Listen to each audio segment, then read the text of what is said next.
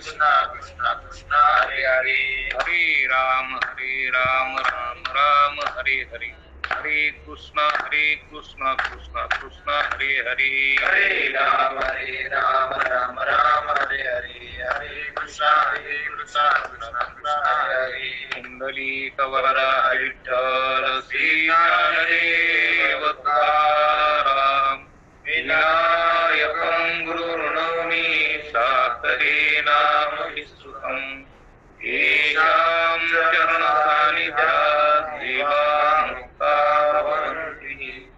साकरे वंशविख्यातं ज्ञानदानपरायणं, विनायकं गुरुर्वन्दे भवबन्धविमुक्ते.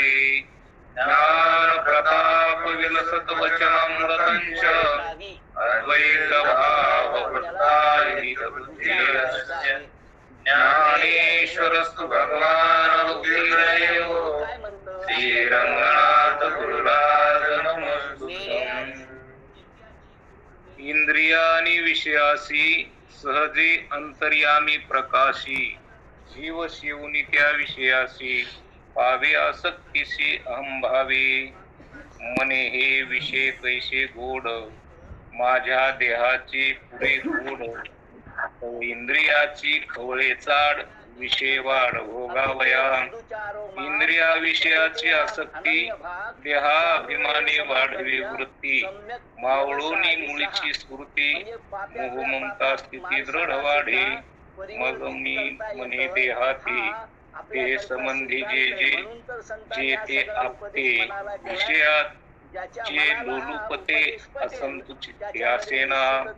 प्रकृती स्वभावे कर्म झाले, ते मने म्या केले. देह अंतेचे नाकिले, कावेरी चढले आणि वार. देह अंतातील घट, तिथे मोहममता अतिदुर्घट. तिने जन्म मरणाची वाट गडगडाट प्रवाहे. प्रस्तुत सेवेकरिता घेतलेली ओवी श्री संत नाथ महाराज आणि त्यांचं हा एकादश स्कंदावरील जी असणारी टीका म्हणजे श्री एकनाथी भागवत या भागवतातील तिसऱ्या अध्यायातील 5व्या श्लोकापासून पुढे करण्याचं आहे जे चिंतन ते 5व्या श्लोकातलं. महाराज इथं सांगतात की अंतरिक्ष हरी ज्यांना प्रश्न विधेय असणारा जनक राजा यांनी प्रश्न विचारलेला आहे की नारायणा, हरीची माया काय आहे ती मला सांगा. असे 9 प्रश्न विचारले होते. त्याच्यातला हा तिसरा प्रश्न आहे की आणि तिसरे नारायण ते अंतरिक्ष नारायण या प्रश्नाचं उत्तर देतात की हरीची माया काय आहे. आणि म्हणून त्या हरीची माया काय आहे तर त्याच्यावर आपण बरंच काही चिंतन केलेलं आहे की हरीची माया कशी आहे. ती नसलेलीच माया. पण आता त्या मायेनच जीव ब्रह्मरूप असताना सुद्धा कसा दुःखाच्या खाईत पडला, कसा दुःख भोगतो, त्याचं आपण बरंच काही चिंतन केलेलं आहे की तो नारायणच त्याचीच माया, त्यांनी ती माया धारण करून हे विश्व निर्माण केलं. हे चराचरात्मक सृष्टी त्यांनी निर्माण केली आणि म्हणून तो नारायणच सर्व काही झालेला आहे हे आपण चिंतन केलं की देहांतेचे शहाणपण ये नावगा बुद्धी जाण. ते बुद्धीने निश्चय केला पूर्ण, आम्हा जन्म मरण आणि वाढ. याचा अर्थ ऐहिक जीवन चांगल्या रीतीने जगायला समर्थन. देहावरील अहंतेला विषय ज्ञान मिळवण्याचे जे शहाणपण आहे त्यालाच बुद्धी हे नाव आहे. आणि त्या बुद्धीने जन्म मरण देहाला असताना प्रमाणे आम्हाला म्हणजे आमच्या आत्म्याला जन्म मरण आहे असं अशा प्रकारचा म्हणून तोच नारायण म्हणजे संसार पुढं हे सर्व की हो इंद्रिय सगळ्यातून जे इंद्रियातून जे ज्ञान होतं ते सगळा परमात्माच असतो. हेही आपण चिंतन ऐकलं नित्य काय आहे अनित्य काय आहे की श्रवणी झाला तो एकने शब्द प्रकाशने शब्द लक्षणे मग अर्थावबोधाकारणे शब्द चिंताने कवी क्षरपुरुष अक्षर पुरुष आणि रसी रस स्वादू नारायण रसने तुची रस स्वादन या परी नाना रस सेवन सर्वी जनार्दन जना माझी की तो पंच ज्ञानेंद्रियाचा म्हणजे शब्द कानातून विचार करून परमात्म्याच्या प्राप्तीचा विचार तोच झाला, त्याचा रस तोच झाला. जिभेतून रसाचं सगळ्या गोष्टी असत आहेत. रस घेण्याची जी वृत्ती आहे जिभेला तो नारायणच झाला. रसाचं ज्ञान कोण करतो? नारायणच करतो. शब्दाचं ज्ञान कोण करतो? देवच करतो. सगळ्या विषयाचं ज्ञान परमात्मा काय याचा विचार करून आम्ही आमच्या जीवनाची दिशा हे चिंतन आपण केलेलं आहे. आता म्हणतात महाराज मुद्द्यावरून लक्षात येईल विवेके क्रिया आपण पालकावी हृदयस्थ परमात्मा स्वाभाविकपणाने इंद्रिय आणि विषय याचे प्रकाशन हृदयातलाच असणारा तो परमात्मा तो या इंद्रियाचं प्रकाशन करतो आणि विषयाचं सुद्धा प्रकाशन तोच करतो. सर्व तोच आहे आणि सगळं तोच करतो. मग सगळ्या इंद्रियातून हाताने देणे घेणं तेच करतो, पायानं चालणं तोच करतो. सगळ्या इंद्रियाचे कर्म करणारा तोच एकच हरी तोच सगळं करतो. अशा प्रकारचं मग आता इंद्रिय आणि विषय याचे प्रकाशन करणारा तोच आहे. जीव त्या विषयाचे इंद्रियाद्वारा सेवन करतो. पंचविषय पंचविषयाचं सेवन पाच इंद्रियाकडून ज्ञानेंद्रिय पाच प्रकारचं सेवन करतात. शुद्ध होती अशा प्रकाराने आम्ही वागलं पाहिजे. कानानं शब्दाचं ग्रहण, जिभेनं रसाचं ग्रहण, डोळ्यानं रूपाचं ग्रहण होतं, वचन स्पर्शच नाकानं गंधाचं. अशा प्रकारचे पाच विषय पाच ज्ञानेंद्रिय पण तो विषय तरी परमात्माच झालेला आहे आणि इंद्रियाचं प्रकाशन करणारा तो परमात्माची. हे विषय जीवनाची रचना करताना आणि इंद्रिय अधर्मानी वागणार नाही. इंद्रियात वृत्ती ती मनाची वृत्ती आणि त्या मनात आपण त्या मनात आपण म्हणजे आपण म्हणजे ज्ञान स्वरूप असणारे आपण म्हणजे ज्ञान स्वरूप असणारे चैतन्य असं स्वरूप आपलं की ते मनात प्रगट आहे आणि तेच इंद्रियात प्रगट होत आणि इंद्रियातून तेच बाह्य पदार्थावर म्हणजे बाह्य विषयावर आणि त्या संकल्पाप्रमाणे आपलं विषय कितीही त्रास झाला तरी परमात्माचं इंद्रियाची म्हणजे सगळ्याला प्रकाशन करणारा कोण आहे? देव. समाजामध्ये कारण तुम्हीच तुम्ही ज्ञान प्रकाश, तुम्ही चैतन्य, तुम्ही ज्ञान स्वरूप, तुमच्याच प्रकाशाने हे सगळं प्रकाश. महाराज ज्ञानेश्वर महाराज ज्ञानेश्वरी सांगितलं हे विषय तरी कैसे रोहिणीचे जळ जैसे मृग जळासारखं. कारण तुमच्या ज्ञानापुढे ते खरंच नाही. तुमच्या ज्ञानापुढे तुमच्यामुळं त्याला अस्तित्व आहे, त्याला पुढे तुमच्या ज्ञानाच्याच प्रकाशाने हे प्रकाशित ते प्रकाशित होणार तुमच्या ज्ञानामुळे ते आहे ते नाहीच तुमच्यामुळे म्हणजे तुम्हीच सर्व नारायण सर्व काय नारायणाची विषय तरी नारायण विषयाचं प्रकाशन करणारा नारायण. इंद्रियाचं प्रकाशन म्हणजे इंद्रियाने प्रकाशन होतं तरी तो नारायणच करतो. अशा प्रकारचं इथं आपल्याला नाथ महाराज सांगतात. म्हणून इंद्रिया विषयाची आसक्ती देहाभिमाने वाढे वृत्ती मावळोनी मूळची स्फूर्ती मोह ममता स्थिती दृढ वाढे. इंद्रियांना मुळातच विषयाची आसक्ती असते आणि ती भोग वृत्ती देहाभिमानाने अधिकच वाढते. आता इंद्रिय पहिलेच मग इंद्रिय म्हणले की काय ते इंद्रिय म्हणले की इंद्रियाची ओढ विषयाकडे आई आजारी असं कळलं पत्र इंद्रियाची आलं ओढ पूर्वीचं बरं का. विषयाकडे आता काय 2 विषयाकडे मिनिटात फोन येतो आणि आता जायला आपल्याला 5-6 दिवस लागणार इतकं लांब आणि काय अंतर ते आहे. इंद्रियामध्ये मन मनामध्ये विचार येतं प्रवृत्त पत्र आलंय 3 दिवस झाले पत्र मन येऊन काय झालं प्रवृत्त असेल म्हणजे व्हायचं मन नावाची वृत्ती सांगायचं किंवा अंतकरण वृत्ती त्या शत्रूच्या इंद्रियात मनात सुद्धा जशा प्रकारचे विचार इंद्रियाला येणार जी नाही स्फूर्ती मिळते तशा प्रकारचे विचार ते मनामध्ये येत असतात. अंतकरणाच्या हे सहाय्याने संसारी कारण माणसाच्या मनात काय दृष्टीने इच्छा आहे ताप आहे. तशी इच्छा नको त्या त्या इंद्रियात कल्पना करणं उत्पन्न होते. आणि आपल्या मग त्या कक्षेच्या इंद्रियातून बाहेरचा वृत्ती विचार करणं विषयाकार होती की ते आणि नाही विषयाचा भोग वेळा तर रडत घेते बसणं आणि मग विषयातून सुख झालं असं वाटतं विषयातून सुख झालं असं हे करता कामा नये तो ताप आहे का? आहे. शहरात गेलो एखाद्या त्या काचातली पेढी पाहिली की ती वृत्ती त्या पेढ्याकडे जात वस्तूच्या पाठीमागे जोपर्यंत आम्ही लागलोय पेढ्याकडे तोपर्यंत पाठीमागे हे ताप जात. लागणार आहे. आणि ती एक वृत्ती आणखीन एक पेढ्याकडे आपण जाते बसायला म्हणतो किंवा एखादा पेढे शांती मंत्र म्हणतो त्यानंतर आहे का? 3 वेळा शांती ते शांती घ्यावासे शांती वाटते असं मग म्हणतो. त्याच्यासाठी 2 वेळा किंवा 5 प्रयत्न वेळा करून ते किंवा 4 प्राप्त वेळा करायचे लक्षात घ्या त्याला आमच्या सांगितलं पाठीमागे ते काय 3 प्रकारचे ताप आहेत. एकाला 3 आध्यात्मिक प्रकारचा आनंद म्हणतात, सांगितला दुसऱ्याला आधिभौतिक म्हणतात, आहे का नाही? तिसऱ्याला आधिदैविक म्हणतात. हे 3ही प्रकारचे मोह ताप प्रमोद जोपर्यंत आहे का नाही? संपत नाही तोपर्यंत अशा प्रकारचा मनुष्य आनंद मनुष्य सांगितले कुठल्याही होते प्रकाराने सुखी की होणार नाही. एक वस्तू अंतःकरणाचा पाहिली की भाव आनंद मी या ठिकाणी आपल्या वस्तू समोर जो प्राप्त मांडला झाली आहे की आनंद की आणि मला वस्तू कल्पना भोगाचा आनंद सोडून अशा 3 संसार प्रकारचा चालला आनंद होतो. तर संसारामध्ये जे पण रसाळ आनंद आहे, घेणारा ते एकच का 3 सोडून प्रकारचा आहे सार जे आहे एकच ईश्वरत्व त्याच्या आनंद पाठीमागे एकच पण लागल्यानंतर हे 3 आनंद 3 प्रकारचे प्रकारचा ताप निघून जातात आणि आनंद मनामध्ये नको 3 त्या प्रकारचा प्रकारच्या होतो कल्पना येत नाहीत. आणि हे या वस्तू ठिकाणी पाहिली आपण की लक्षात आनंद घ्यायचं.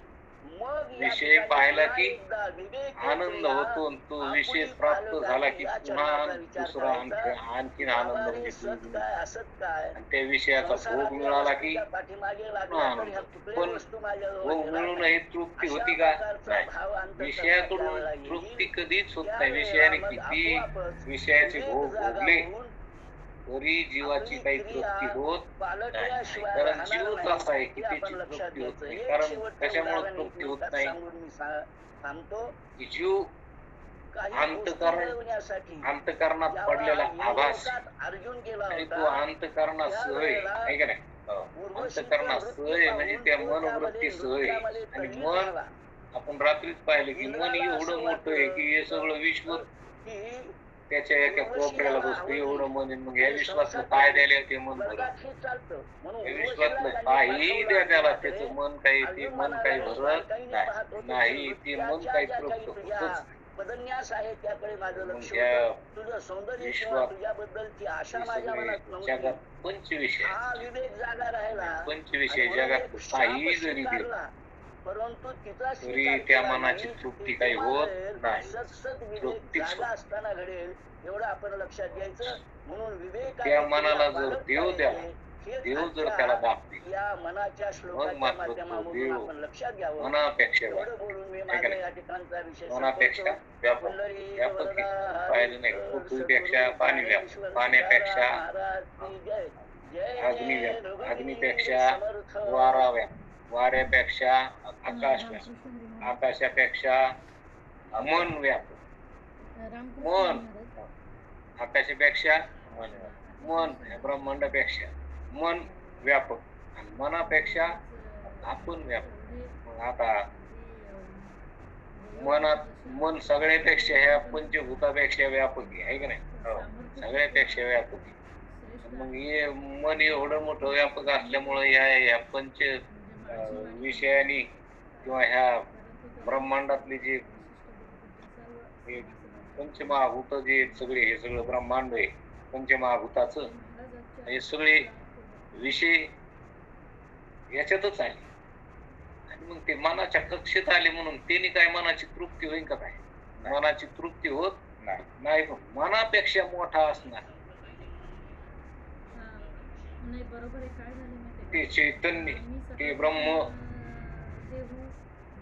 तो देव मनापेक्षा मोठा. तो मनाला जर एकदा त्या देवाची मनाला चटक लावली मनाला तिकडे नेऊन घातलं की मग मात्र मन स्थिर होतं. मन काय होतं? झिरो. स्थिर होतं. की त्या मनाला ते मन पहिलंच त्याच्या ठिकाणी दोन दुर्गुण आहेत. त्याच्या ठिकाणी चंचलता आहे, बहिर्मुखता आहे. काय? चंचलता आणि बहिर्मुखता. ते इतकं चंचल आहे की ती एका जागेवर थांबत नाही.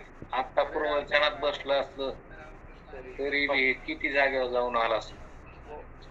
प्रवचन सुरू होऊन 5च मिनिटं झाली पण ते 50 जागेवर जाऊन आला आहे का नाही? किती जागेवर बसतं का ते प्रवचनात? थांबत का? इथं तर थांबत बाहेर ते बहिर्मुख आहे. आणि बहिर्मुखेचे नुसतं का चंचल बी चंचल बी ते बहिर्मुख नुसतं बहिर्मुख नाही तर चंचल बी. चंचल म्हणल्यावर लय तापड आहे. ते कशालाच आवडत नाही. हा, ते माकड किती तापड असतं, लय तापड. त्याच्यात ते पुन्हा दारू पिलं तितक्या मग तर किती तापड. तसं हे मन इतकं चंचल आहे, एवढं चंचल आहे की ते त्याची चंचल वृत्ती. आणि बहिर्मुख म्हणजे बहिर्मुख काहून तर बाहेर विषय बाहेर आहेत आणि त्या विषयाचं सेवन करण्याचा त्याला छंद लागला, त्याला नाद लागलेला त्या विषयाचा, म्हणून ते बाहेर बाहेर बाहेर पळत. ते आत काहून येत नाही? आत देव आहे. काय? म्हणत राहत नाही. आत तैसा हृदयामध्ये मी रामू असता सर्व सुखाचा आराम. हृदयामध्ये परमात्मा आहे. इकडं मन लागतच नाही. हृदयात मन परमात्म्याकडे इकडं हात जात का? नाही. हात देव आहे. मंदिरात पुढे जातो चांगली समजा लय अशी दारी लागली की जा वाटतं का दर्शनाला? मला दाखवूनच मुख दर्शन घेऊ नाही तर कळस दर्शन घेऊ, बाहेर बाहेरच पळावं. घराचं ध्यान होतं का नाही? बाहेर म्हणजे असं नाही नाही नाही नाही पाय दुखते, लय परेशानी होईल, लय त्रास होईल, आहे का? ते मन बाहेरच पळत. असं हे मन विषयाकडे पळत. आतमध्ये अंतर्मुक्ती होत नाही, ते बहिर्मुखी. आणि चंचल मानल्यावर स्थिर होत नाही. पण त्याला देव दाखिला की ते स्थिर बी होत आणि ते अंतर्मुक्त होत. ते काय होत? म्हणून मनाला फक्त देव प्राप्त म्हणजे देव कळाला मना की त्याची तृप्ती होती. कारण त्याने देव पाहिलाच नाही, त्याला कळालाच नाही. तर ते विषयाच्याच माग लागलेला त्याला विषयाशिवाय दुसरं काही आवडतच. पण एकदा मात्र परमात्मा त्या मनात परमात्मा कळायला सुरुवात झाली, संत संगती झाली, चित्तशुद्धी झाली, आहे का नाही? संत संगती झाली. त्या संत संगतीत सहज त्या मनाला उपदेश, संताच्या शब्दाचा बोध होतो आणि त्या बोधानं मन तृप्त होतो. म्हणजे त्याला शब्दानं परमात्मा कळतो. शब्दानं परमात्मा अंतःकरणात प्रगट होतो, कळतो. त्याचं स्वरूप लक्षात येतं की देव इथंच आहे, तो देव व्यापक आहे, तो मोठा आहे, तो एक आहे आणि तो सर्वत्र आहे आणि तो मी वाचून दुसरा नाही. असं लक्षात आल्यावर कोणत्या विषय भोगाची इच्छा राहील? कोणत्याच विषयाच्या भोगाची इच्छा राहणारच. आपल्याला विषय भोगाची इच्छा काहून आहे? देव लक्षात आला नाही म्हणून. देव कळाल्यावर सगळ्या आनंदाचा तो आनंद आहे, सगळ्या आनंदाचा तो आनंद आहे. तो एकदा कळाला की आता कुठे ढाले मन तुमचे चरण देखलिया, भाग गेला सिंह गेला अवघा गेला. ते खूप भागून आहे की नाही, थकलं भागलं तरी पळतच राह. पण देव कळाला की मग त्याचं पळणं संपलं. भाग गेला, चीन गेला, अवघा झाला आनंद. आता त्याला इकडं तिकडं पळावं. आता त्याच्या मन स्थिर झालं. ते मन स्थिर झालं आणि आता त्याला वाटतं देवाच्या भजनात आहे की नाही. ते मन एकदा परमात्म्याकडे लागलं की मग, कारण या मनाची एक नीती, ते देखलिया ठाया सुखी आणून अनुभव पण तो तुझे दावीत जायचे की त्या मनाचं एक निक्केपणालाही चांगला की त्या मनाला जी गोष्ट एकदा आवडली की ते सोडितच नाही, म्हणून तर ते विषयाला सोडित नाही.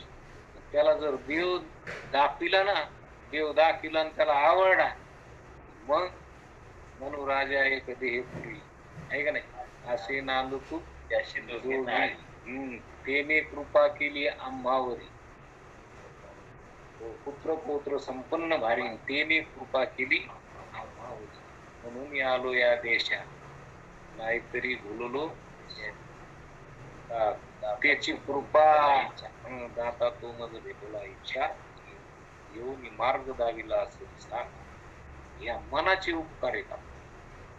कोणाचे? मनाचे की ते मन, त्याला ते मन आता परमात्म्याच्या नादाला, म्हणून तर मग आता आम्हाला आनंदाची प्राप्ती आहे. आनंद रूपचित आम्ही आता आनंद आता नाही तर त्या मनामुळं मनासंगे जीव दाशे, त्या मनासंगत दशावर मनासंगत सुख दुःख भोगावं लागले.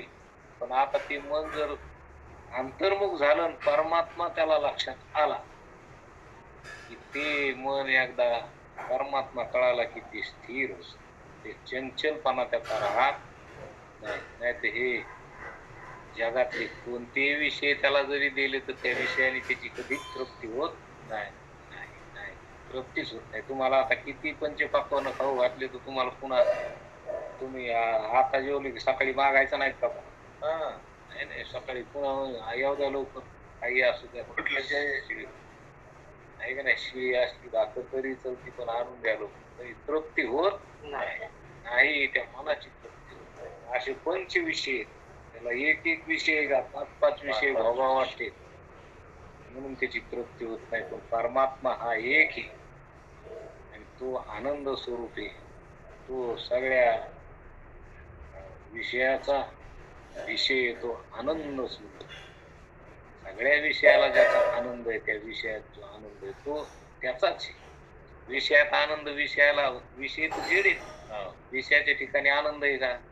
नाही, आपलाच आनंद आहे. पण तो आपलाच आनंद विषयातून प्राप्त झाल्यासारखा आपल्याला वाटतो. वास्तविक पाहता आनंद नाही. आपण जसं एखाद्या यात्रेतून काही खेळणी आणली, त्या खेळणी म्हणजे ती कपराची वस्तू असते, तिच्यात काय आनंद असतो का? नाही, तिच्यात आनंद नसतो.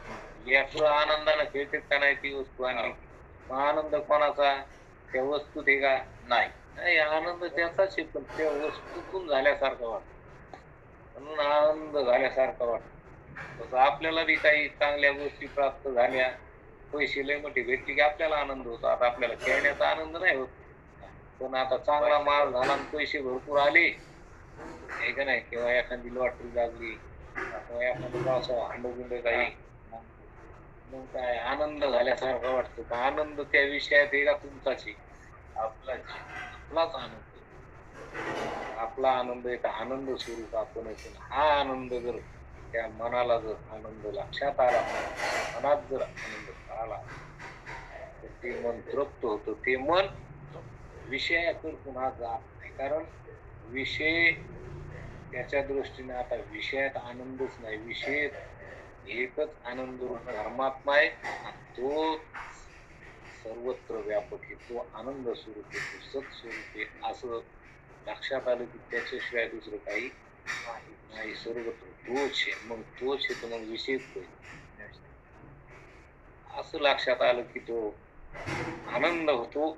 आणि तो आनंद होतो म्हणजे आनंद आपलं स्वरूपच असं लक्षात आलं की ते मन बहिर्मुख राहत नाही, ते स्थिर होत आणि ते चंचल राहत नाही, ते स्थिर होत. स्थिर होत म्हणजे मग त्याच्या ठिकाणी समाधान प्राप्त. आपण एखाद्या महात्म्याकडे पाहिलं की म्हणतो ना, काय समाधानी महात्मे समाधानीच असते. कारण महात्म्याचं मन परमात्मा स्वरूपाने तृप्त झालेलं असत. आणि आपलं सारख्या इतराचं मन विषयाकडे धावणार असतं, म्हणून समाधान नाही. म्हणून काय नाही? समाधान नाही. समाधान प्राप्त झालं पाहिजे. आपल्याला अधिकाऱ्याचे लक्षण सांगत असताना विवेक, वैराग्य, शमदमादी षट संपत्ती, त्याच्यामध्ये सांगितलं समाधान, श्रद्धा, तितिक्षा, उपरती, हे सगळं सांगितलं. ह्या काय, ह्या मनाच्याच आहे. म्हणून आपल्याला मोक्षाची तीव्र इच्छा हे कुठं आपल्या अंतःकरणातच झाली पाहिजे ना. आपल्याला हे असं झालं पाहिजे, असं झालं की मग त्या मनाला समाधान प्राप्त होतं. अशा प्रकारचे गणनाथ महाराज सांगतात. म्हणून हे सगळे इंद्रिय विषयाची आसक्ती, देहाभिमानी वाढीत वृत्ती, मावळोनी मुळीची स्फूर्ती, मोह ममता स्थिती दृढ वाढे. आणि म्हणून हे इंद्रियाची आसक्ती त्या मनाला वाढत जाते. आणि वाढत गेली ती आसक्ती की मग त्या आसक्तीनं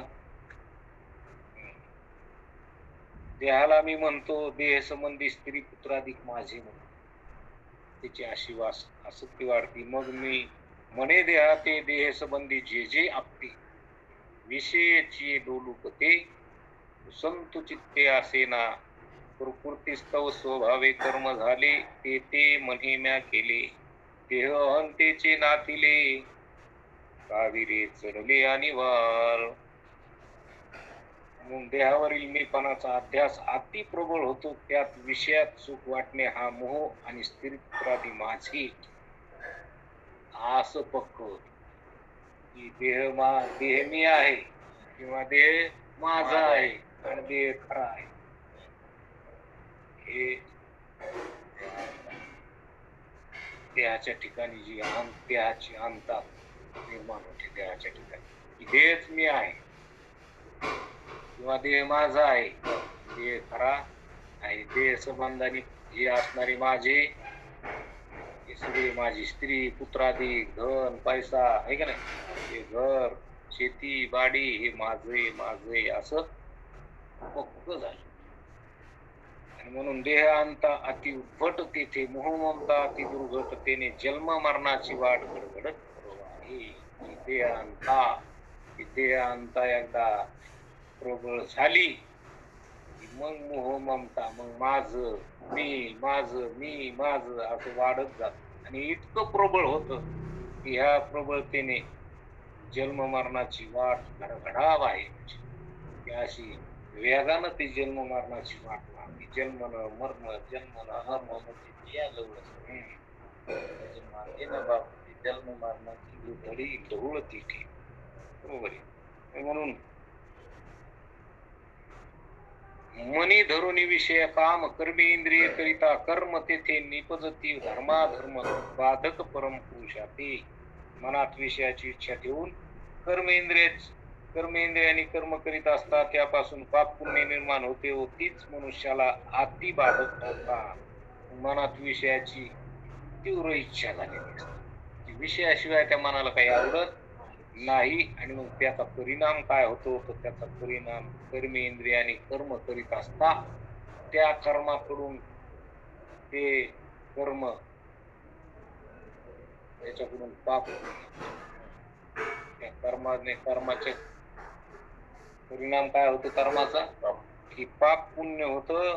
आणि त्या पाप पुण्यापासून मनुष्याला ते पाप पुण्य अति बाधक करतात. म्हणजे ते पाप पुण्य वासनेच्या रूपाने आणि त्या वासना जन्माच्या रूपाने प्राप्त होतात. म्हणून अनेक जन्म 84 लक्ष योनीमध्ये जाऊ त्याला जन्म घ्यावा लागतो. कशामुळं, ह्या मनाच्या ठिकाणी हे अहंकार झाला. देहाला मी म्हणणं सुरू झालं, देहाला माझं म्हणणं सुरू झालं, देहा संबंधाने माझं सुरू झालं की मग मात्र त्या मनात अनेक प्रकारच्या विषयाची इच्छा ठेवून हे कर्म इंद्रिय कर्म करतात. आणि मग त्या कर्माचं फल पाप पुण्याने सुख दुःखात्मक फल निर्माण होतं. आणि ते पाप पुण्य मग जन्म मरणाच्या रूपानं भोगावा लागत. म्हणून इच्छिलेल्या फळाचा भोग असा पक्का होतो. काय होतो, पक्का होतो. आणि तेव्हा त्या भोगाला अनुकूल असा देह धारण करणे प्राप्त होते. नंतर एक मनुष्य देहाने 84 लक्ष योनीतील देहाची खाण उघडते. एका मनुष्य देहात येऊन हे कर्म घडतं. हे कर्म एका मनुष्य देहात येऊन घडतं. इतर देहात कर्म घडत नाही. इतर देहात कर्म त्या भोगभूमी आहे, त्या केलेल्या कर्माचे फळ भोगणारे आहे का नाही. इतर जे देह आहेत ना, त्या देहातले जीव हे कर्म भोगते. तिथं कर्म होत नाही. कर्म फक्त एका या मनुष्य देहातच कर्म होत. आणि ह्या देहात झालेलं कर्म हेच अनेक देहात जाऊन भोगायला कामी येत. म्हणजे इतकं कर्म होतं. इतकं म्हणजे कमी होतं का. एका क्षणामध्ये तुमचं मन किती संकल्प विकल्प करतं, आणि किती संकल्प विकल्पामध्ये किती पाप पुण्य होतं. काय काय आताच्या आता तुमच्या मनात किती चांगल्या वासना आल्या असत्या किंवा वाईट आल्या असत्या. एका एका वासनेनं एक एक जन्म घ्यावा लागतो. जन्म घेणे लागे वासनेच्या संगी जन्म घ्यावा लागतो. एक एक वासना म्हणजे एक एक जन्म धरती. त्या वासना किती आता, त्या वासना किती एका क्षणात कितीतरी होत्या, दिवसभरात किती होत्या. जागृतीत बी नाही, स्वप्नात बी हे चालूच आहे का नाही. आणि म्हणून हे जन्म मरण चालूच आहे, हे पौरक चालू आहे. त्याचं आपल्याला पुढे चिंतन खूप ऐकायला भेटणार आहे. पौरक कसं चालतंय आपल्याला बघितल्यावर ऐकायला येईल मजा चांगली. म्हणून हे कशामुळे होतं, देहांकारामुळे होतं. केवळ देहावर, आम्ही देहावर बसलो. वास्तविक पाहता मी चैतन्य आहे, मी आत्मा आहे, मी परमात्मा आहे का नाही, ब्रह्म आहे मी. असं असताना सुद्धा हे मी नसून नाही असं वाटत. आणि मी देह नसलेला देह, तो देह मी आहे असं फक्त झालं. आणि म्हणून असं फक्त झाल्यावर आता नाही का खोट्याच म्हणजे खोट्याच्या संगतीत आला, खोट्याच्या नादी लागला. खोटं जर बोलायला तर खोटं बोलल्यावर शिक्षा झाल्याशिवाय राहत नाही. मग आता उघड खोटं बोलणं नाही का. लय संसारात माणसं म्हणते तुम्ही लय खराय, कशाचा खराय, देहाला मी म्हणतो म्हणल्यावर खराय का. लय काय माणसं म्हणते तो माणूस लय चांगला आहे. त्याला जर विचारलं तू कोण येतो, ते मग तू हे काय नाही शामराव आहे, भीमराव आहे का नाही, आमकाय तमकाय, पैशावाला आहे का गरीब आहे, हे सगळ्या उपाध्या तिने लावून घेतलेल्या. जातीच्या, धर्माच्या, काळा रंग, गुवारा रंग, हे सगळं लावून. आणि पुन्हा म्हणतो मी खरा आहे, मी चांगला आहे. अरे देहाला मी म्हणणारा कुठं चांगला आहे, तो मुळातच खोटा आहे का नाही. देहाला मी म्हणतो म्हणजे खोट्याला मी म्हणतो नाही, तो खरा असून त्याला त्याचा खरेपणा माहित नाही. आणि खोट्यावर त्याची भिस्त बसली, तेच मी असं म्हणतो. आणि मग आता खोटं बोलल्यावर शिक्षा होती का नाही, होती काय. खोटं बोलल्यावर जर शिक्षा होती तर आपण देहाला मी म्हणून किती व्यवहार जरी केला तर हे सगळं खोटच करणं चाललंय का नाही. खोटं चाललंय म्हणजे पापच करणं चालू आहे का नाही. पापच करणं चालू आहे म्हणल्यावर पापाचं फल दुःखच आहे का नाही. आणि मग पापाचं फल जर दुःख आहे तर मग दुःख भोगावं लागेल का नाही. आणि हे दुःख भोगावं लागेल, मग भोगावं लागेल तर आता नाही, आता हे करून पाच, आता करून पाच. आता आपण कडे केले का नाही, सगळ्या कानग्या भरून ठेवले ना गव्हाच्या ज्वारीच्या, आणि मग हे 12 महिने खात बसायचं. तसं आता हे दळून ठेवलेलं हे पाप, आता ह्या मनुष्य देहात करून ठेवलेलं पाप, मग हे 84 लक्ष युनिट जाऊन भोगत बसायचं. मग हे भोगत बसायचं. परमार्थ आता जर इथं केला आणि हे पाप म्हणजे देह अंता जर काढून टाकली, जीवपणा काढून टाकला, आता मी परमात्मा आहे असं लक्षात आल्यावर पुन्हा हे दुःख भोगायचं राहील. आता मी परमात्मा आहे, मी चैतन्य असं इथं लक्षात घेतलं तर हे बोलणं खरं नाही का. हे बोलणं देव माझा मी देवाचा हीच माझी सत्य वाचा, हे बोलणं खरंय. तुकाराम महाराज म्हणते देव माझा आहे, मी देवाचा, हे बोलणं खरंय. आपण म्हणतो शरीर माझं आहे, शरीर मी आहे, आणि हे बोलणं खरंय का. हे बोलणं खरं नाही म्हणल्यावर, हे खरं नाही बोलणं म्हणल्यावर मग आता फटके खावं लागतील का नाही. मारिती झोडीती तोडीती निष्ठुर यमाचे किंकर 4-2 दिवस का कवरत बी भाऊ साल हे कशामुळं खोट वागला खोट खरं आहे ते लक्षात न घेतलं संसाराच्या नादी लागला प्रपंचाच्या नादी लागला आणि प्रपंचातच नुसतं फम फम फम फम फम फम करायला कोणाला मनुष्य बळ आहे तर कोणाला पैशाचं बळ आहे तर कोणाला पदाचं बळ आहे हा अनेक प्रकारचे बळ आहे त्याला वाटतं ह्या बळाने मी बलवान आहे हा हे बळ हे वैशी हे तुम्हाला धोका देणार आहे हे तुम्हाला धोका देणार आहेत नाही तुम्हाला 84 घालणार आहे बळी याची अंकित आम्ही केलो बळी तो परमात्मा खरा बलवान आहे आणि आम्ही त्याचे आहे का नाही लाथाळीला संसार केला शेडउर्मीचा मार मग त्या बळीवंत असा असणारा परमात्मा त्याची संगत करा तो लक्षात घ्यावा आहे का नाही तो ध्यानात घेतल्यावर मग कोणाचं काही चलन का नाही तो लक्षात नाही घेतला की मग यायचीच चलती मग हे काही तुम्हाला सोडीत नाही मग हे मन विषयाच्या नादी लागलेलं आहे आणि मग ह्यो जीव मनाच्या नादी लागला जीव कोणाच्या नादी लागला मन कोणाच्या नादी लागलं विषयाच्या नादी लागलं आणि म्हणून मनासंगे जीव दाशी हे मनासंग जीव मानल्यावर याचा जीवपणा जाईन करावा मन देवाकडे घातलं मग मात्र तू ते मन म्हणत राहत का नाही मन राम झाले राम पैसे निवृत्तीशी आले अशा प्रकारचं होत पण असं होण्याची इच्छा तरी झाली पाहिजे का नाही इच्छा झाली तर होईल म्हणून ह्या मनुष्य देहात 84 लक्ष येतील देहाची खाणी उघडते आणि त्याच प्रमाणात पुष्कळ मरण देखील वाढते जितके जन्म तितकेच मरणही वाढते अनेक प्रकारचे किती जन्म झाला फेरा गणित नाही जी किती वेळा जन्मा यावे किती भावे पजी हे देह अहंकारामुळे देह अहंकार म्हणजे गुरातलं गाडते देह म्हणजे दुःखाला कारण देह यावा असं वाटत देह चांगला आहे का देहाला जन्माला म्हणजे देह घेणं म्हणजे चांगलं आहे का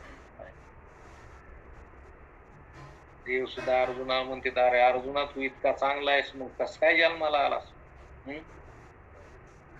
तू येथे अवचटे जन्माला शिका इथं कस काय जन्माला आला मला तर नवलच वाटायला तू एवढा तू चांगला आहे का नाही सुमनू आणि शुद्धमत्ती अनिंदकू अनन्य गती अशा प्रकारचं तू असा इतका चांगला आहे तरी कस काय जन्माला आला आता आला तर आला पण आता पटकन इथून बाजूला निघ झडझडून महिला निघ ये भक्तीचे वाटेला जेणे पावशी अव्यंग निस्थाम माझे इथून पटकन बाजूला निघ अरे याच्यात थांबू बिंबू नको याच्यात काय पुढं रमू आता इथं रमावा का इथून निष्ठायचं करावं इथून पटकन निष्ठायचं करावं लवकर आहे का नाही पहिलं अगोदर आलं की इथं आधी जीवपणा काढा मग संसार करा आपण आधी संसार करीत बसतो मग म्हातारपणी म्हणतो आता जातो मंदिराकडे आता काय मंदिराकडे जातो तिथल्या हरिपाठ मानणाऱ्याला बी करायला जातो देत नाही असं फलाच्या इच्छेने केलेले कर्म अति भयानक असते अमृत पिऊन अमर झालेल्या इंद्रादिक देवांना सुद्धा असंख्य मरणे आणते आता हे इंद्रादिक देव जे येतो स्वर्गात केलेले येणी पुण्य केलं हे अधोगतीला गेलेले जीव 84 लक्ष येऊन पाप केलं येणी काय केलं पाप केलं म्हणून हे अधोगतीला गेले हे जीवदाशा हे भोगायला लागलेत आता हे शरीरानं हे अनेक प्रकारचे दुःख द्यायला भोगावं लागलं भौतिक दुःख आध्यात्मिक दुःख आदिदैविक दुःख हे सगळं भोगावं लागेल का जन्माचं दुःख मरणाचं दुःख आणि काहीनं पुण्य केलं ते पुण्य केलेले कुठं गेले स्वर्गात गेले अमृत तिथं प्याला पण अमृत पिलं तरी बी अमृत पिऊन बी मरत ते काय करते मरत ते खाऊन मरायले भजन केलं नाही भजन हे खरं अमृत आहे. जीवे गोड तीन अक्षरांचा रस अमृत गयास फिके अमृताहुनी गोड नाम तुझे देवा. हे खरं अमृत आहे, भजन अमृत आहे. पण भजन केलं नाही, त्यांनी भजन केलं का? नाही नाही नाही, त्यांनी पुण्य केलं. इथे येऊन काय केलं? पुण्य केलं. अनेक प्रकारचे पुण्य केले, यज्ञाधिक कर्म केले, आणखीन काही कर्म केले असतील, बरेच काही तीर्थयात्रेसारखे म्हणा, काय करायचे पुण्य केले, पण भजन केलं नाही. आणि भजन हे सगळ्यात श्रेष्ठ. मग ते स्वर्गातलं अमृत पेले म्हणले होते नाही का? 14 रत्नापैकी एक निघलं होतं समुद्र मंथनात अमृत. ते अमृत तसं ते स्वर्गात हे अमृत ते प्याला आहे देवाला, पण तरी ते सुद्धा मरत आहे, त्याला सुद्धा मरण आहे. पुण्याची पावती सरे, मग सवेची इंद्रपानाची उती उतरे, मग येऊ लागती माघारे मृत्यू लोक. मग ते इंद्रादिक देव जरी असले, ब्रह्मादिक देव जरी असले, हे बाकीचे चिल्लर चालर वेगळेच सोडून द्या, पण त्याला सुद्धा मारावा लागतो. ते मरण काही कोणाच्या बापाला सोडलं नाही ना, फक्त मरण इथं साधू संतांच्या संगतीत आलं की मग मात्र मरण नाहीच असं लक्षात घ्या. मरण माझे मरून गेले मज केले अमर. आणि कशामुळे होतं? परमात्म्याचं भजन केल्याने, त्या ईश्वराचं भजन केल्याने, चिंतन केलं, ते सहजच होतं. हे खरं अमृत आहे. पण ते अमृत नाही कोणाला घ्यावं वाटत नाही, म्हणून ते पुण्य केलं, ते पुण्य करून वरी गेले, तिथं अमृत पिऊन सुद्धा मरायच लागले. असं नाथ महाराजांच्या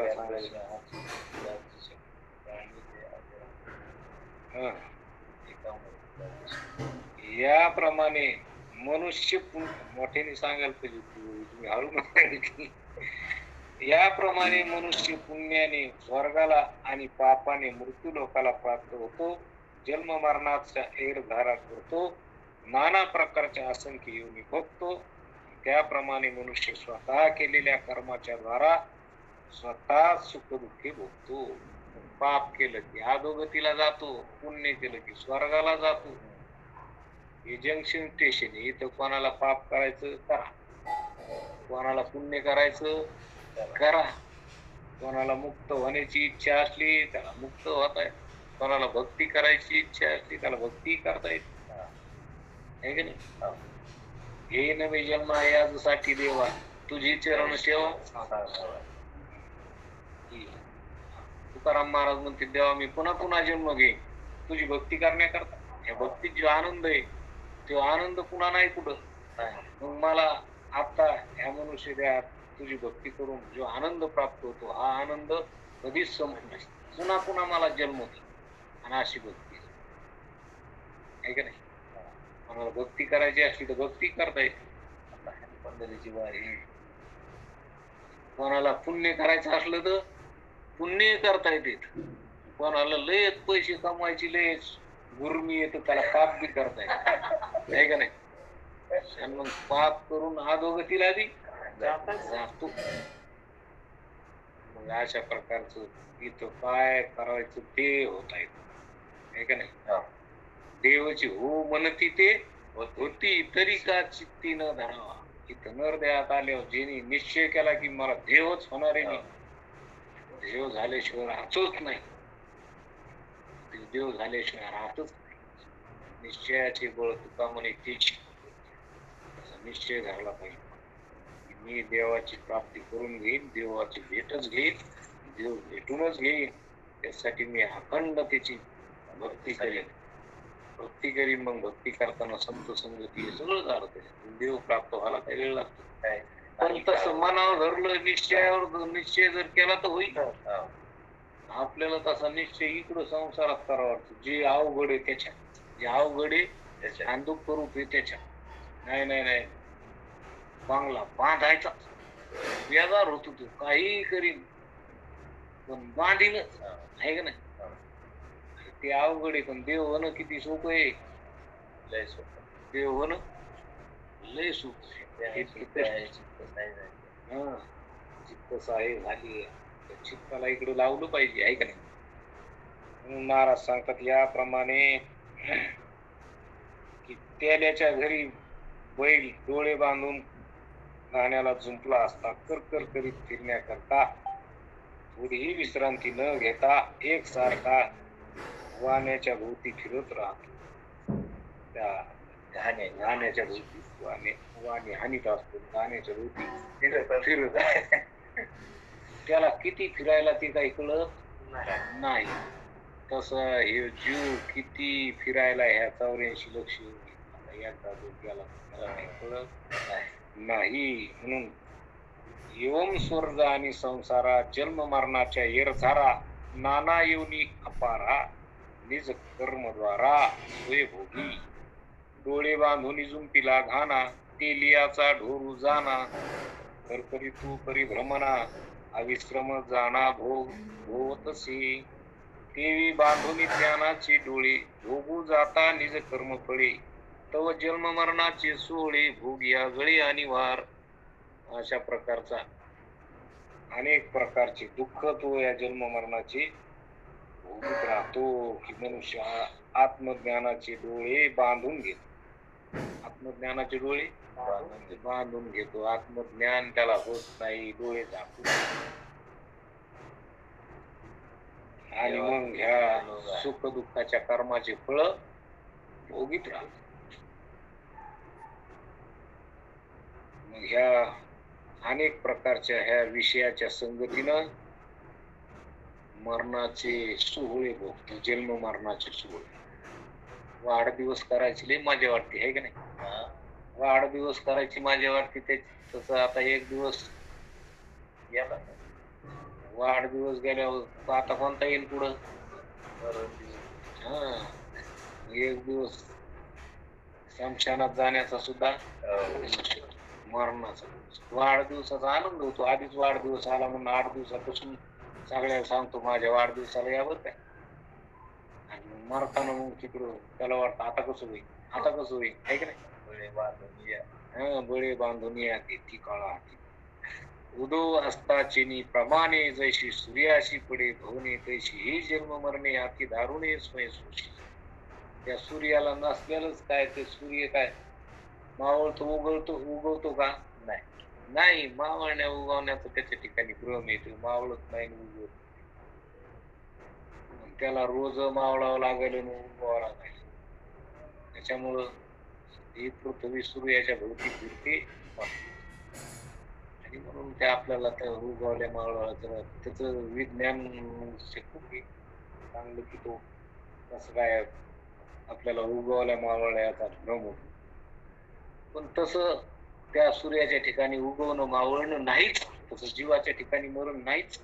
जीवाच्या ठिकाणी मरणच नाही. जीव न देखे मरण. पण तरी या जीवाला देहाच्या संगतीनं जन्म मरण भोगावं लागेल का नाही? देहाच्या संगतीने जन्म मरण भोगावं लागायला. आता मी मरतो बी म्हणायला, मी जन्मलो म्हणायला, वाढदिवस साजरे करायला, मेल्यावर दिवस घालायला आहे का? पण लक्षात आलं नाही मी मरत नाही, मी न मरणार आहे असं लक्षात घेतलं नाही.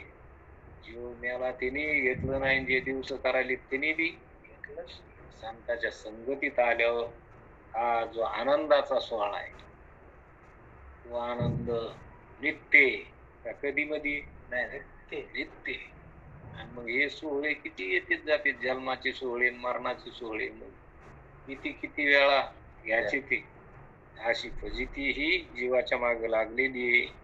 म्हणून शिनो जो जन्मकंठी सवेच मरण येत्या पाठी जैशी जावळी फळे एक देठी तैशा जन्म मरण कोटी भोगी स्वयं. गर्भवासाचे दुःख भोगतो, नंतर प्रपंचात पुष्कळ कष्ट करून जन्म मरण भोगतो. म्हणजे जन्म घेतो, मरण येतं. जन्म घेतला की मरण येतं. जन्म घेतला की मग शरीर येतं. शरीर आलं की मग आधी भौतिक, आध्यात्मिक, आधिदैविक हे 3 प्रकारचे त्रिविध ताप माग लागते. 3 तापाचे त्रिविध तापाचं जे दुःख आहे ही पाठीमाग लागलेलंच असतं, अखंड लागलेलं असतं. आणि मग पुढं हे भोगीत भोगीत भोगीत पुढं मरणाचं दुःख, पुढं मरणाचं दुःख, हे अखंड दुःख चालू आहे हे जीवाच्या ठिकाणी. म्हणून महाराज आता पुढे सांगतात, याप्रमाणे अनेक अंशुमांना वाहून नेणाऱ्या कर्मफलाला होणारा परतंत्र पुरुष जगाचा प्रलय होईपर्यंत जन्म मरणास कौरव जन्म मरण भोगतो,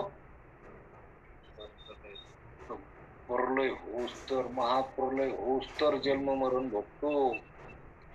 म्हणून होता पूर्णत्वे जो स्वतंत्र तो झाला कर्म परतंत्र, नाना कर्म गती पात्र सुख दुःख सुख क्षेत्र सदा वाहे, मानोनी विषयाचे सुख देखत देखता घेतले बिक, त्याचे अगणित असुख जन्मकोटी दुःख शोषिता न सरी. की पूर्वी पूर्णपणाने स्वतंत्र होता तो अविचाराने कर्म करून कर्म परतंत्र झाला आणि सुख दुःखी रूपी शेतीची सर्व काळ मशागत करणाऱ्या नाना प्रकारच्या कर्मफलास पात्र झाला. पूर्वी जीव हा आहे की नाही, तो ब्रह्मरूपच होता ना, स्वतंत्र होता. तर काय कशी आली अवघ कुठं झालं कर्म त्याच्याकडून, कसं म्हणजे कर्म फल त्याला अनिवार्य कर्म करून कर्म परतंत्र झालं. कर्म परतंत्र कर्म केलं, मग ते कर्म भोगण्यासाठी परतंत्र झालं आणि त्याला अनेक जन्म हे भोगावा लागायला लागले. विषयात सुख आहे असे मानून जाणून बुजून विष घेतले, जाणून बुजून विषयाचं विषच घेतलं की त्याच्यात सुख आहे म्हणून. आता विषय विषय काय विषय, पण ते विषच सुख म्हणून घेत. आता सुख म्हणून विष जरी केलं तर काय त्याने काय अमर होईल का? मरण दुःखच भोगावं लागेल का नाही? असं असता त्या विषयाचा परिणाम अगणित सुखाच्या विरोधात होतो आणि म्हणून मग त्या सुखाच्या विरोधात झालं की कोट्यावधी दुःख भोगावं लागतात. मग कोट्यावधी जन्म मरण भोगूनही ते दुःख संपत नाही, ते दुःख संपत नाही. दुःखावरी दुःखाचे आवर्तो, मोह शोकाचे गर्ती पडत, आती यातने माझी बुडत, सदा उकडत काळाग्नी. म्हणून एक दुःख भोगल्यानंतर दुसऱ्या दुःखाचे आवर्तन सुरू होते, किंवा एका दुःखावर पहिल्या दुःखाचा भोग चालू असतानाच त्यावर दुसरे दुःख वाढते, तेव्हा जीव भ्रम आणि शोक याच्या खड्ड्यात पडतो आणि अनेक प्रकारच्या दुःखाच्या यातना भोगतो. आता त्याला सुख कधी दुःख, सुख कधी दुःख नाही, हे दुःख संपलं की त्याला वाटतं सुख येईल, पण ते सुख येतच नाही. पुन्हा काय येतं? दुःखच येत. ते दुःखच असत. दुःख जरासं थांबलं तितक्या काळात की त्याला वाटतं सुख झालं. त्याला काय वाटतं? सुख नसतं झालं, ते ते ते संपलं आणि दुसरं येऊस तर तितका जरासा क्षण असतो ना, ते क्षण असतो, त्याला वाटतं सुख झालं. त्याला काय वाटतं? सुख पाहता ते झालं. पण एक दुःख गेलं की दुसरं दुःख लागोपाठ येत, एक गेलं की दुसरं लागोपाठ येतं. पण एक गेल्यावर दुसरं येण्याच्या तेवढ्या संधीत त्याला वाटतं मला सुख झालं. त्याला काय? आणि सुख नाही प्रपंचात, सुखच नाही झाला असो. संसार दुःखमुळं चहूकडे हिंगळ, विश्रांती नाही कोठे, रात्रंदिवस तळमळ. रात्रंदिवस तळमळ सुखाने का दुःखानं?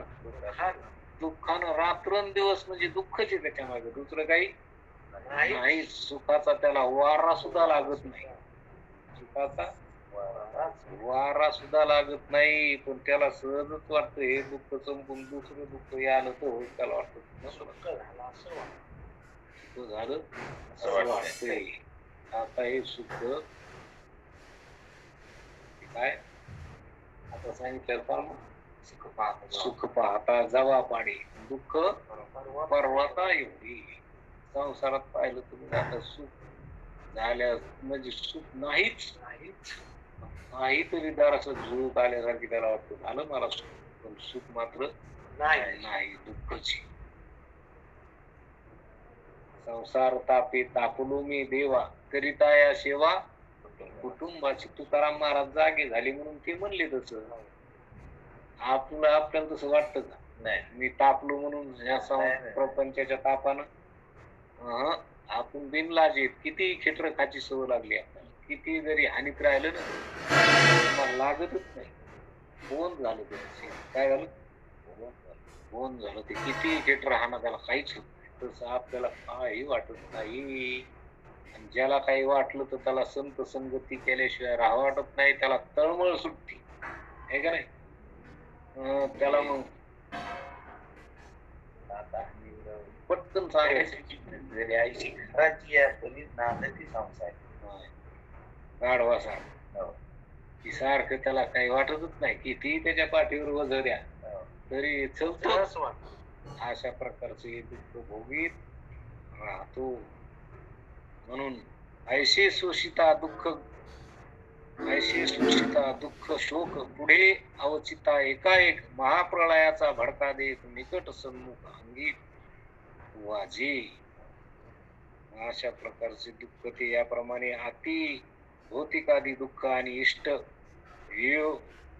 योगजन्य शोक भोगीत असता दुःख एकाएकी अचानक महाप्रलयाचा भडका उडतो. तो महाप्रलय जीवाच्या जोड आणि समोर येऊन अंगावर धाव घालतो. त्या महाप्रलयात पुढे पडलेले पाऊल पुन्हा मागे घेता येत नाही, पण पुढे निघून जाण्यासही वाव राहत नाही. प्रकृतीत लीन झाल्यावर प्रलय काळ संपेपर्यंत पुन्हा जन्म घेता येत नाही. आणि ब्रह्मज्ञान न झाल्यामुळे प्रकृतीच्या पलीकडे जाऊन ब्रह्म होता येत नाही. हे महाप्रलय, या दुःखाचा महाप्रलय होतो. कौरक दुःख भोगतो. हे कौरक महाप्रलय होऊच तर पुन्हा कुठं मनुष्य देह भेटतो? नाही. मनुष्य देह कधी भेटेल काय सांगता येतं का? मागुता हा नाही. मनुष्य देह पुन्हा नाही. आता येत आत्ताच कल्याण करून घ्यायचं असलं तर घेता येतं. पुन्हा हा देह कधी भेटून सांगता येते का? शेवटची पाळी एक मनुष्य चुकल्यावर मग फेरा पडे याच देही ओळखी करात. आता ह्याच देहात आपल्याला परमात्मा प्राप्ती करून घेता येते. आता जर नाही केलं तर पुन्हा ह्या दुःखाचा प्रलय संपत नाही. कौरक प्रलय होऊस तर महाप्रलय होऊस तर जीवाचा उद्धारच होत नाही. उद्धारच होत नाही. जसं दिवस निघला की रात्र येते, म्हणजे दिवस निघला की रात्र येते, म्हणजे दिवस निघला की रात्र येते, म्हणजे ही रात्र म्हणजे दुःखाची येते. मग आता त्याची अरे मनुष्य देह गेला की मग ही दुःखाची रात्र, म्हणजे की नुसतं दुःखच भोगावं लागतं. कौरकच. आणि हे महाप्रलय होईपर्यंत महाप्रलयात बी होत नाही. ते जीव तसेच राहतात. ते पुन्हा सृष्टी उत्पत्तीच्या नंतर लगेच पुन्हा ते जीव पुन्हा जन्म घ्यायला सुरुवात. पण उद्धार होणं मात्र शक्य नाही. आता पुढच्या श्लोकामध्ये आपल्याला महाप्रलय कसा होतो त्याचं चिंतन आपल्याला बघायचं, कसा महाप्रलय असतो. पण ऐसे शोषिता दुःख शोक पुढे अवचिता एकाएक महाप्रलयाचा भडका देख निकट सन्मुख अंगी वाचे. तेथे मागे न चढे काढली या पाहो, पुढे निघावया नाही वाहू. निज कर्मे बांधिला पहावो, प्रलयाचा धावो मस्तकी वाजे. उत्पत्ती स्थिती प्रकरण तुझम्या सांगितले संपूर्ण. आता प्रलयाचे लक्षण सावधान अवघारी. उत्पत्ती स्थिती म्हणजे ही जन्माला आल्याच्या नंतर काय काय प्रकार होतात, कसं हे मन, हे इंद्रिय, हे विषय याच्या संबंधात जीव अडकतो आणि नाना प्रकारचे दुःख. आणि आता नाना प्रकारचे दुःख भोगतो. किती का भोगतो?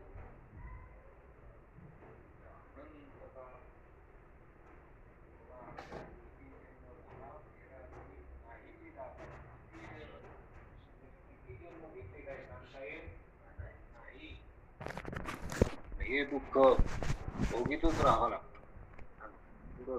कुठपर्यंत म्हणजे महाप्रलय झाला तरी बी संपत नाही. एवढं ही उत्पत्ती कशी झाली आहे का नाही. त्या सृष्टीची उत्पत्ती आपण मागच्या प्रवचनात पाहिलं की सृष्टीची उत्पत्ती भगवंतानं मायाकडून कशा प्रकारची उत्पत्ती केली, ते उत्पत्ती आता त्याची काही स्थिती आपल्याला सांगितली आणि त्या स्थितीत मग हे अशा प्रकारचं हे मनन इंद्रिय विषयन याच्या संबंधात जीव आला, त्या देहाला मी म्हणला की मग पुढं त्याची काय दशा होती, काय फजिती होती हे आपण पाहिलं.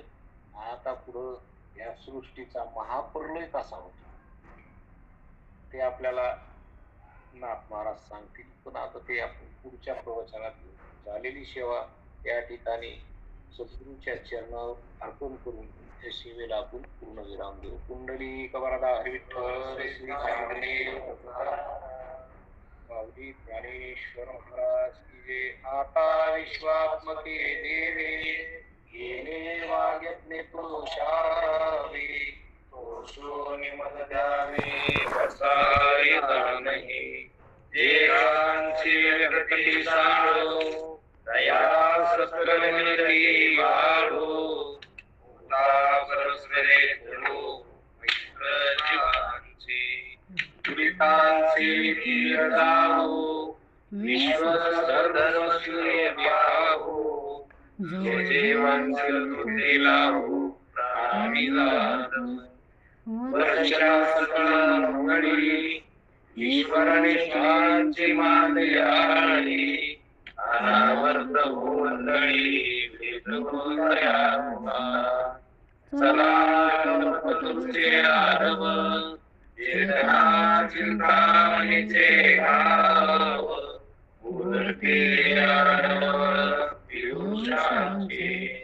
चंद्रमेले मारखंड जेता बहीण, सज्जन सुरे होतो. किंबहुना सर्वसुखी पूर्ण होण्याची लोकी, भजितो आनंदी मुलगी अखंडित. आई रघुपती विशेष लोकई, द्रष्टाग्रस्त विधे होवावे. नमे श्री विशेष आहुरी रदात भरावो, ये देव ज्ञान देवो सुखिया झाला. ये देव ज्ञान देवो सुखिया झाला. ये देव ज्ञान देव सुखिया झाला. कुंडली करणारा श्रीनाथे